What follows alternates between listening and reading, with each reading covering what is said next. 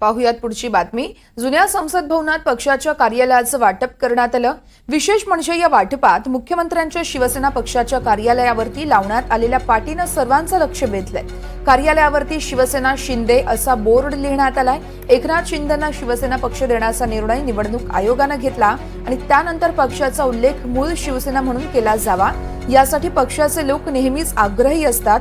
असं असतानाच त्यांच्या पक्षाच्या लोकसभा कार्यालयाच्या पाठीवर शिवसेना शिंदे असा उल्लेख असल्यानं सगळ्यांच्याच भुवया उंचावल्या आहेत।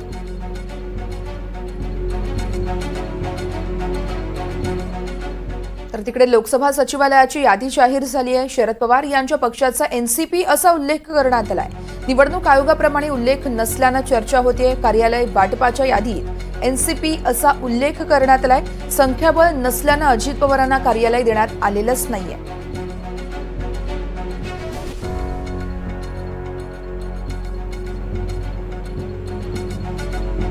शरद पवार यांच्या पक्षाचा एनसीपी असा उल्लेख करण्यात आला। निवडणूक आयोगाप्रमाणे उल्लेख नसल्यानं आता चर्चा होत आहेत। कार्यालय वाटपाच्या यादीमध्ये शरद पवार यांच्या पक्षाचा एनसीपी असा उल्लेख करण्यात आला। संख्याबळ नसल्यानं अजित पवारांना हे कार्यालय देण्यात आलेलं नाहीये।